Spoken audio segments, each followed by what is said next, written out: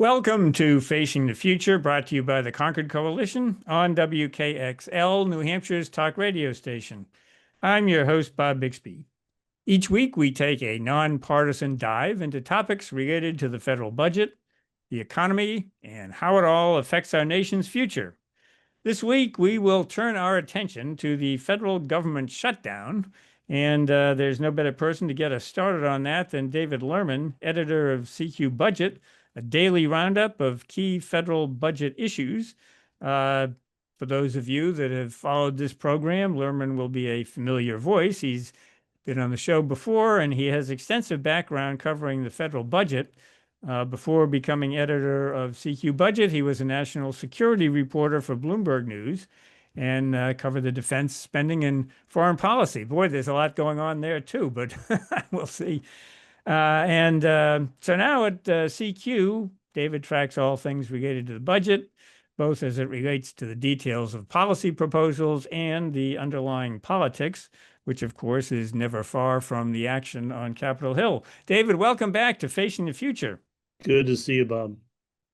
Well, before we get to the talking points on both sides and what people are discussing and where things might end up, I just wanted to take a minute to remind everybody why we are here in this particular position, and it's because the 12 annual appropriation bills that fund the government agencies haven't been passed yet.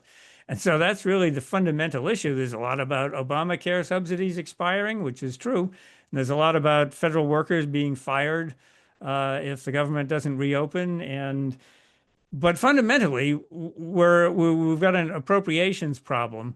So let's start there with where are we on the regular appropriation bills? That's one question. And another question is, where are we on a continuing resolution, a so-called CR, that would reopen the government temporarily while they finish those long, full year appropriation bills? Right. So September 30 is the end of this fiscal year, and that's when current funding runs out. And of course, they knew that going in. They knew what the deadline was, and they, of course, haven't been able to meet the deadline. And frankly, the appropriations is delayed every year, and I don't think they've made the deadline in about 30 years now in a row. I think 1996 was the last time that they actually passed all the appropriations bills on time. But what normally happens is they pass these continuing resolutions, right? They're just meant to extend current funding, tide them over until they get the final spending package done, usually in this big omnibus package, they call it, because there's no time for all the individual bills. This is just a perennial problem.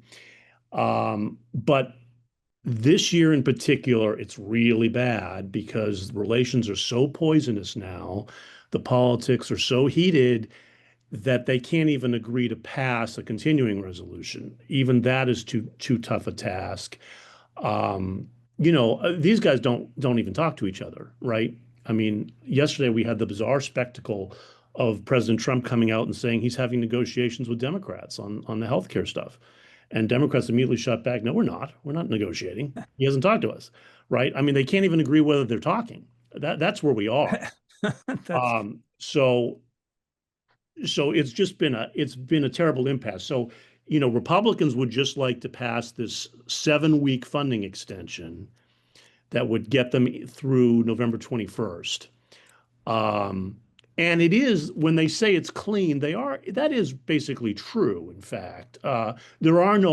Sometimes they try to stick in all these other extraneous provisions that their party wants. That's not in this bill that they've proposed. And Democrats aren't objecting to anything that is in the bill. The problem is what's not in the bill that they want in the bill, right? And so Democrats just see this as the only opportunity they have, the only leverage point to extend these health insurance subsidies that are going to expire at the end of this year. And they're arguing that if they don't fix this now, there won't be enough time later in the year, and everybody's insurance premiums are going to skyrocket. And there is some evidence for that. There have been studies out there that say that insurance premiums are going to more than double on average come next year, starting in January, if these subsidies aren't extended. And so they say this is the only chance they have to fix it in time. Republicans say we have time to fix it later, that the subsidies don't expire until the end of December. Just pass this funding extension first, and then we're willing to talk about the subsidies. Democrats say that's not good enough. And so that's why we're at the impasse that we're in now. And that's just to get to the CR, and I want to pick up on some of those points. But the full year funding bills, we're a long way Yeah. from getting those enacted. Right. And Mike Johnson, the Speaker of the House, yesterday at a news conference tried to portray them as just doing gangbusters on appropriations, and they've made the most progress they have in years. And he tried to paint a picture of how great everything is, but we just need a little more time. And that was fundamentally bogus, in fairness. I mean, the House is always able to ram through some partisan appropriation bills through the House. That doesn't mean they have any chance of becoming law because they're not bipartisan. And you can't make them into law and pass the Senate unless you have bipartisan spending agreements. And he knows that. But he's trying to take credit for the House. You know, it's true that the House Appropriations Committee passed all its bills on party line votes, with no chance of becoming. It's true the House floor, they passed a few of them. And it's true that the Senate now has passed three of them, I think it is, in a package, some of the least controversial of the 12 annual bills. But that doesn't get them far, and they know that. And they're nowhere near close to being ready for Yeah, a. I think the quirk that may confuse some people here is that uh, it's all well and good in the House, but in the Senate, appropriation bills can be filibustered, and so you can't pass them without at least getting a sufficient number of Democratic votes. That's right. You need 60 votes in the Senate, and Republicans only have 53 members. So there's a math problem there, unless they cut a bipartisan deal. And there's been no attempt yet, to our knowledge, among leadership. They always need a bipartisan spending deal on the top line spending numbers so that the appropriators can do their thing, right? And they always wait to the end of the year and then realize they're out of time. And They're, then they're and just then not like willing to sit down at the beginning of the year and try to get an agreement on top line spending levels so that the appropriators can do their thing. For whatever reason, they refuse to do that. And it is hard to do, which is why they try to drag it out. Just procrastination, really. They can't get anything done until there's a deadline facing them. And so here we are yet again, but they're nowhere close. There's no top line spending deal that will allow these bills to proceed, at least more than just a few of the easier bills, the ones that are relatively non-controversial. and we had for people that think we just go through this, there was a funding crisis in March over 2025 bills that they were trying to finish. And in that case, the Senate Democrats did provide enough votes to get through those funding bills for 2025, and then caught hell from from the House Democrats and from their base. And I think that's playing into it too here. It is. You make a good point, Bob. I mean, that was a really tough decision for Senate Democrats back in March. That was to extend really last year's funding for the whole fiscal year, is what they did. So they never even finished appropriations bills for last year. They just did a year-long continuing resolution, kept everything at current levels basically, because they couldn't reach any agreement all year. Um, and that was a very hard vote for Senate Democrats. I think there were 10 of them who ultimately joined Republicans to let that pass. Chuck Schumer, the Senate Democratic leader, took a lot of hell for that from his progressive base, as saying they caved in, they're not willing to fight the Republicans. His argument at the time was, look, a shutdown would even be more treacherous and cause more pain for people that isn't needed. You throw all these people, all these federal employees out of work, you shut down government services. And his argument was, if you do let it shut down, you're giving the White House, the Trump administration, all this extra power to essentially determine what gets funded when, without any congressional input. And so his argument was, we're better off keeping the government open and working with them. he's had to totally flip now, partly because of the political pressure from his base, and partly, in fairness, because I think he really is concerned about these health insurance subsidies. Because nothing's going to hit consumers worse than if these subsidies lapse and all of a sudden people's premiums double or more. That really is going to cause a bite. And so he is trying to use this as one of the only leverage points Democrats have. Republicans control the Senate, House, and the White House. The only times Democrats have leverage are times like this when they know Democratic votes are needed to keep the government open, right? So he's trying to use this as the leverage point here to make sure these subsidies get extended. And Republicans have said, look, if we promise we'll work on that with you if you just get the government back open. The problem is there's no trust left between the two parties. You've got leaders who don't talk to each other, who don't trust each other. So there is no grounds for that. And so Democrats are going to insist on something in writing at a minimum of how to fix these subsidies. And Republicans, in fairness, say, look, we're open to extending these subsidies, but a lot of the Republican Party just doesn't like them. They think they're too generous and they go to too many relatively wealthy households who really don't need them and who could have employment-based health insurance. And so they want to rein them in. And I think Democrats are open to reining them in, but those require some intensive negotiations that aren't happening yet. And that's We're where gonna we are. That's the problem. we're gonna pick that up on the other side of the break. You're listening to Facing the Future. I'm your host, Bob Bixby, and I'm talking with David Lerman, editor of CQ Budget. We'll be right back after these short messages.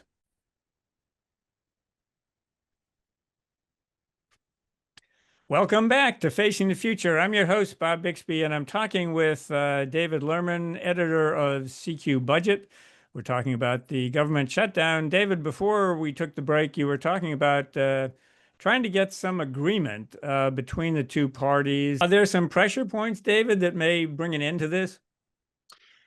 Conceivably, as the longer the shutdown goes on, the more the pain is going to be felt.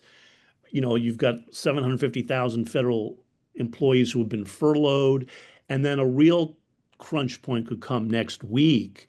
I think it's October 15th is the first time the military will have to miss its paycheck, and now you're going to start not paying the troops. That is a nasty pill to swallow, and there'll be pressure to get them paid, right? So that may serve as a point where we got to cut a deal by then, maybe. But even then, it's hard to see how either side caves.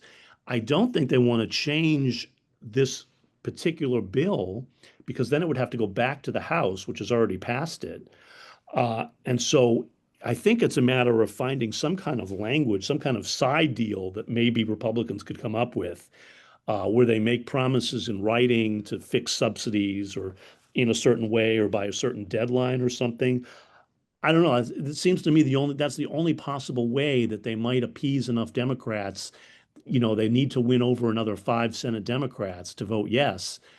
So they're within striking distance. It is conceivable that as the pain lingers, a few more of them cave, and if they get some kind of promise they can point to as a victory, so that both sides can save face here a little bit, but it's going to be tough.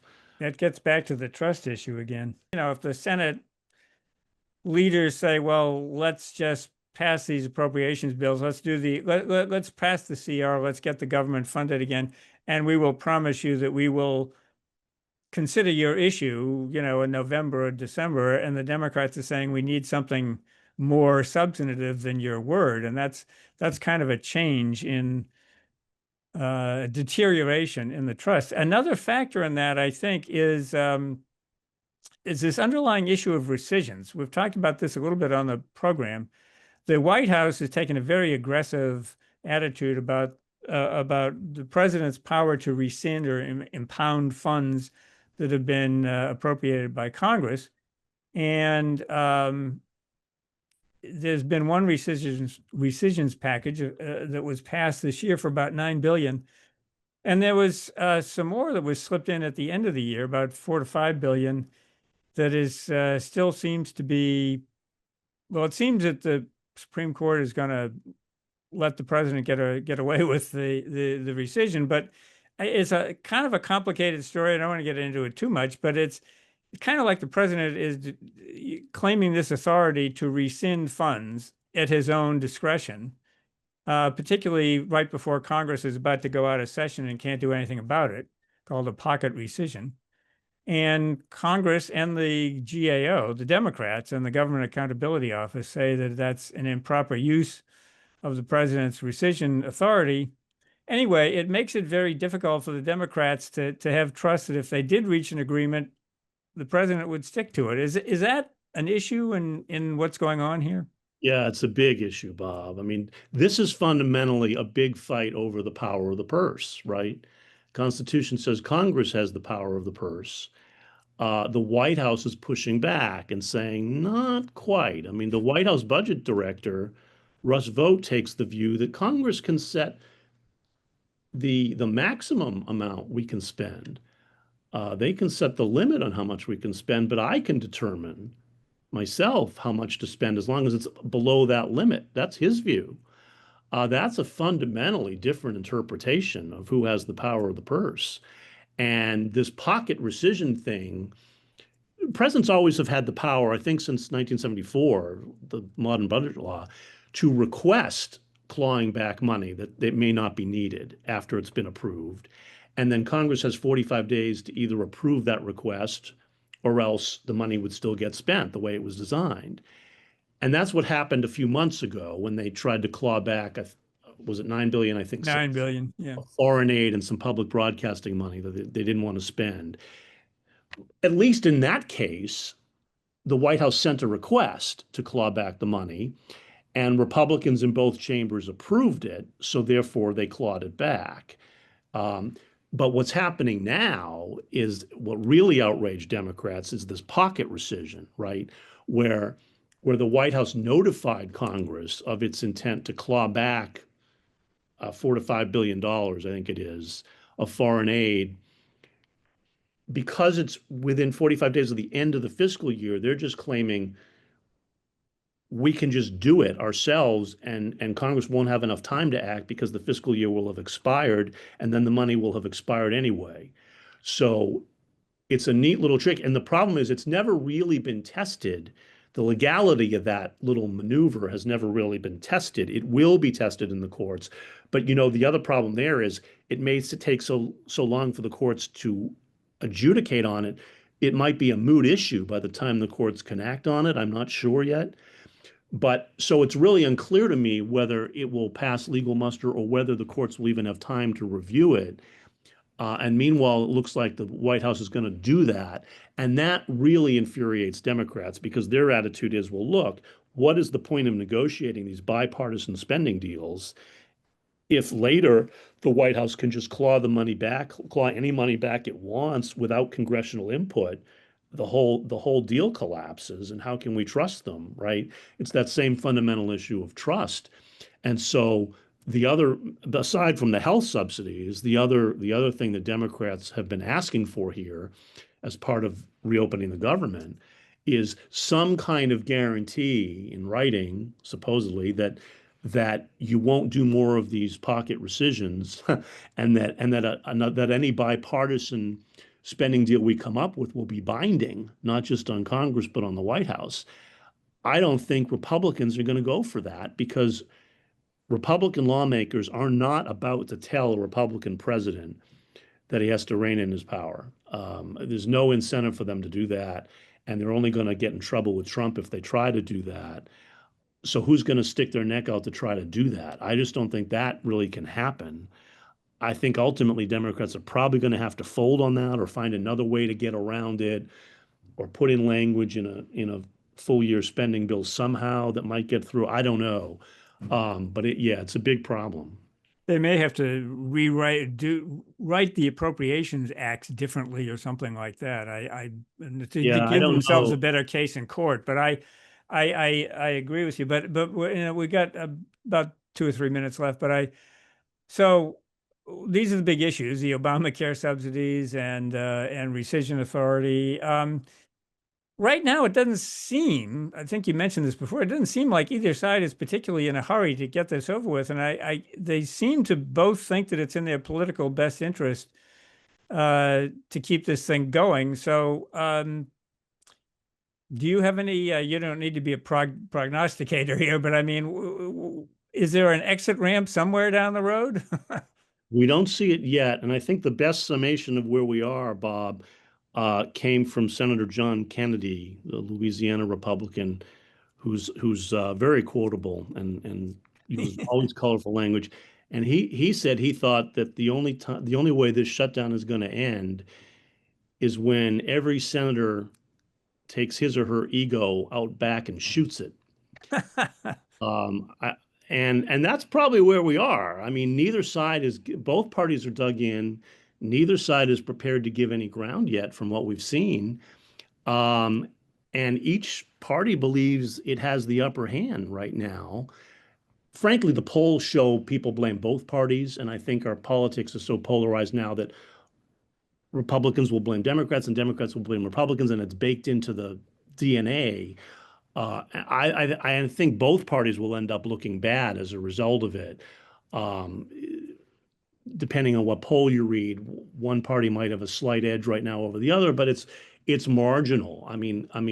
People are going to hold both parties at fault until this is resolved, and we don't see light at the end of the tunnel just yet. And it's Yeah, been a full week now. I think it is kind of a thing where the public just gets exasperated that they're really just not doing one of their most basic jobs, is Right. passing the You might appropriation remember, bill. the last shutdown we had was also under Trump in 2018, 2019 was the last one. That was a fight over whether to fund the wall on the southern border, which almost seems like a quaint little spat now. He's not even talking about it. They're not building, they had never built the wall and they never got the funding. And that resulted in a shutdown that lasted 35 days, which was been the record. Um, Hard to imagine this lasting that long because, well, wow, that's going to be bitter and really ugly. But it could, because right now there's no sign of any. They're still not ready to talk or cut a deal. Yeah. Well, we're going to have to leave it on that depressing note because that's all the time we have for this segment. You're listening to Facing the Future. I'm your host, Bob Bixby, and I've been talking with David Lerman, editor of CQ Budget, about the government shutdown. I will be back right after this message with Gordon Gray of the Peterson Solutions Foundation, and he will be Peterson Solutions Fund, and he'll be talking about the state of the economy as the government is shut down. We'll be right back after these short messages. Welcome back to Facing the Future. I'm your host, Bob Bixby, and welcome to the program now, Gordon Gray. He's Vice President for Budget Analysis at the Peter G Peterson Foundation. He's been on the show several times before. And Gordon, welcome back to Facing the Future. Thanks so much for having me, Bob. I know you're coming to us from an economic conference in Connecticut. I might ask you a little bit about that because you've been listening to some very interesting guests. Sure But have. let's pick up on where I left off with Dave Lerman. We were talking about the government shutdown, and we covered all the politics of that with David. And so I wanted to ask you, um, just what are the economic consequences? I mean, I can think of just a couple of tracks there. One is whether the shutdown Sure. itself has any impact on the economy, or whether the economy could have some impact on the shutdown. And the other thing is this thing about government statistics not being published during the Right. shutdown, and what that does, particularly with a Fed meeting, a much watched Fed meeting coming up at the end of the month, and everybody's guessing, are they going to keep cutting rates, or how are they balancing between the economy and is the inflation still too hot and Right. jobs not hot enough? And so let me ask you, just teeing up from the shutdown, what does the shutdown have to do with these key economic uh, indicators? So I think most directly and most conspicuously is we're not getting them. One downside of the and just reality of the federal agencies being in a facing a funding gap is this regime of people referred to as sort of essential and non-essential, and those tend to be law enforcement and agencies that are there to protect life and property and the like. And notwithstanding their importance to the economy and market observers and financial markets, the publishing of statistics related to the U.S. economy are one of those things that are essentially shuttered during a shutdown. And what that means is there will simply be an absence of the data that these agencies collect and publish. One interesting thing that I've seen is that a lot of private sector entities that have an interest in financial markets, economic trends, have been releasing their own data. So we've seen Apollo, the large private equity fund, released a whole bunch of data, I believe, over the weekend. Carlyle Group, again, another PE firm, has been releasing their own data. And they have unique insights because of their portfolio companies. And so it's been interesting to sort of watch the private sector step up. Nevertheless, the statistical agencies, BLS, BEA, are peerless in their capacity to do a pulse check on the economy. And right now, we have some questions about the patient, and certainly the Fed does. So it'd be nice to have a better sense of those vital signs. We missed the September jobs report, which got this intriguing report from a private group that ADP that indicated job losses. So what other reports coming up there that we might miss if this drags on? So just the regular cadence of leading indicators. So that includes inflation. That includes, an interesting. I was talking to a housing expert the other day who noted that people are under the impression that the shutdown affects house closings, because it kind of looks like that in the data when they're shutdowns. What essentially changes is just the window for when they're measured, and so they get bunched when the collections resume.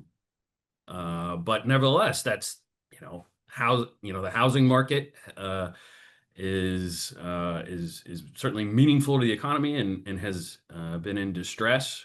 So that's a key indicator that we will not be getting in the run up to the Fed meeting. It is worth noting, and I think the Carlyle data, the Apollo data, reflect that there are means of collecting information on the state of the economy, that there are avenues for those insights. The regional Fed banks are also providing some complementary data. And so also the Fed itself does have agreements with private sector entities for proprietary data that they can use. They don't publish it, but it gives them some insights. So they're not flying completely blind, but nevertheless, there's a reason, we want pilots to have 20/20 vision. Sort of anything short of that is not good practice. And so we would like the Fed to have the best information they can. Yeah, or if you're driving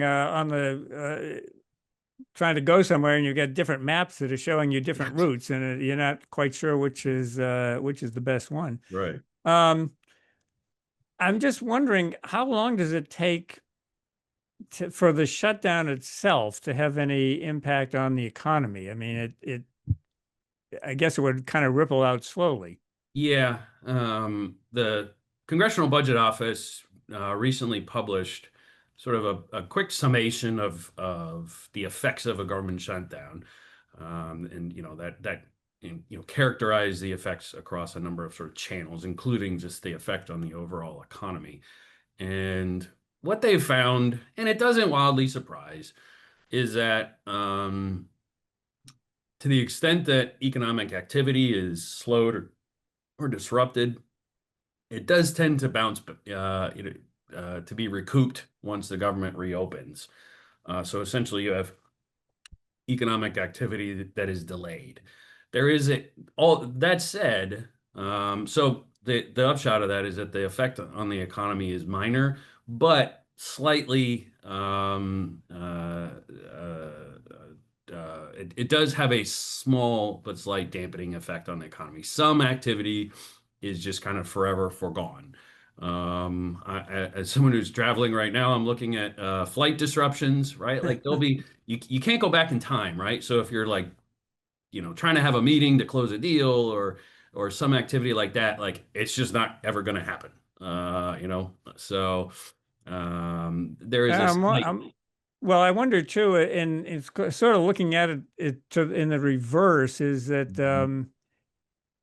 there may be things will build up where there's some pressure on Congress and the White House to reopen the government if the inconveniences of a shutdown become intolerable. You mentioned travel, and I yeah. think that that's where it really doesn't affect, because I haven't been traveling myself, but you have, and I know how frustrating it is to be stuck at an airport because there are delays because Yeah. TSA isn't fully staffed, or the flight control personnel isn't fully staffed. Yeah, exactly. And unfortunately, that is viewed as kind of currency in the give and take between opposing parties during a shutdown. It's sort of like, can we make this as miserable for your constituency as we can? Um, I think if you're a traveler, you're like, I'm just trying to get home, but don't really feel like being part of that tug of war. But all the same, that has long been a feature of shutdown debates, is sort of which levers does the executive branch pull? We've sort of seen this play out in very different ways. Like we're putting fences around national monuments. It's kind of performative, but that's part of politics. Yeah, well, I suspect that as some of those inconveniences build up, there'll be pressure on Congress to reopen. Yeah. Um, I do want to talk to you about the conference that you're at. Sure. Just we're going to have to take a break in a minute, but just if you could tee it up by telling me this is something sponsored by the Peterson Foundation. So the Peterson Foundation is one of the sponsors for the conference. It's called the Greenwich Economic Forum, and it convenes sort of market participants and market observers, and also some policy observers. So we're looking forward to a panel on the debt later today with some world-class experts.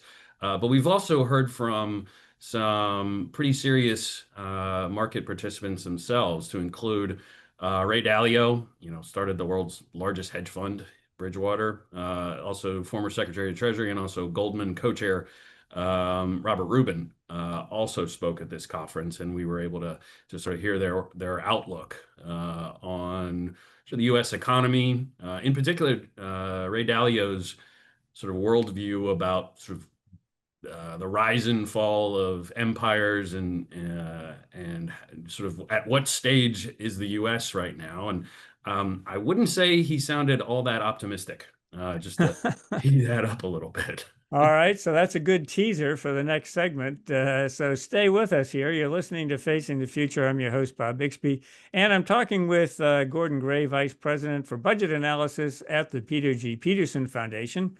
We'll be right back after these short messages. Welcome back to Facing the Future. I'm your host, Bob Bixby, and I'm talking with Gordon Gray. He's the Vice President for Budget Analysis at the Peter G Peterson Foundation. And he's also had lots of experience on Capitol Hill and in the private sector. And so you're in Connecticut right now, and at a economic conference on fiscal policy. And one of the things that we worry about at the Concord Coalition, one of the main things, maybe the main thing we worried about, is whether or not U.S. fiscal policy is sustainable, and what are the dangers of the accumulation of debt. And I know that some of the speakers at your conference were weighing in on that. What are some of the insights that you've taken so far? So I think probably the most provocative, unsurprisingly, was from Ray Dalio. He has strong views, and he articulates them well.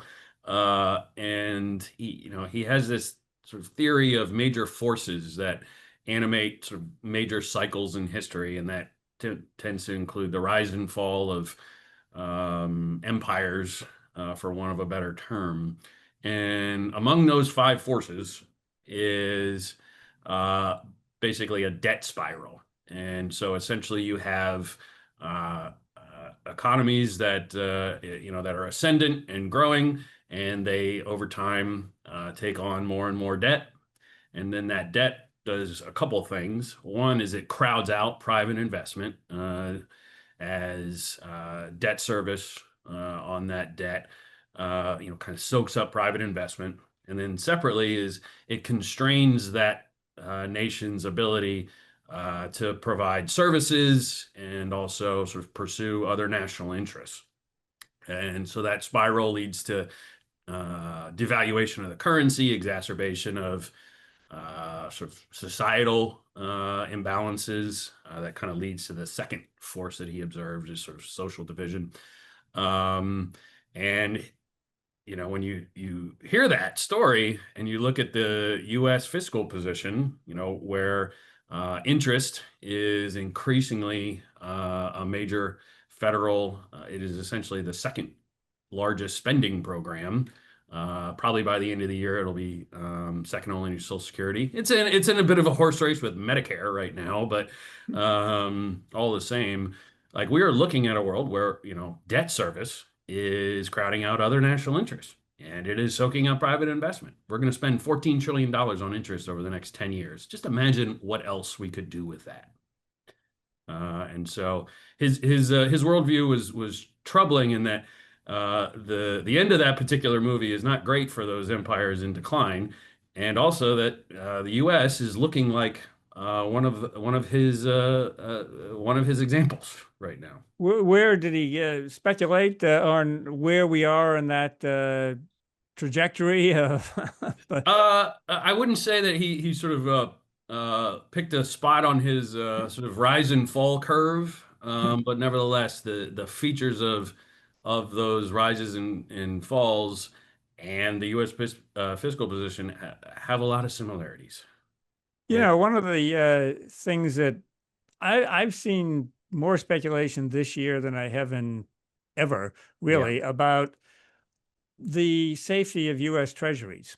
Now you're seeing a big run up in the price of gold. It seems that Yep. people are investing in gold. So, I mean, is this something that the U.S. needs to be alarmed about, that perhaps the rock solid nature of the U.S. treasuries as a safe haven is in question? I I think there are some cracks are starting to show. The price of the dollar, the price of U.S. of treasuries is a function of many inputs. One of them is sort of the risk of that the U.S. Fiscal position introduces. Another feature, though, of course, is sort of is that it's in some ways a relative measure, right? So long as the U.S. is in a better place than other nations, and that happens to be true when you look at some of our European trading partners, Japan, and other parts of the world, they've got big problems too, and so that does tend to buoy the Treasury. All the same, again, going back to Ray Dalio, I was struck by the fact that he made a clear statement that his view is that gold is safer than the dollar. And he encouraged people to have up to 15% of their portfolios in gold, which is extraordinary. Yeah. So for a market participant of his sophistication and candidly sort of like size, just like to make that call is striking. Are you, I mean, and yet we have the stock market's doing well, Yeah, and Congress apparently just totally unconcerned about shutting down and even less concerned about addressing the debt situation. yeah. How I'm just wondering how all this plays out. So it was interesting that, usually you wouldn't necessarily see gold and equities sort of rise together, right? You would, people tend to buy gold when they think things are not Right. great. Yeah. But it was interesting sort of just taking a step back and looking at just sort of these assets as stores of value.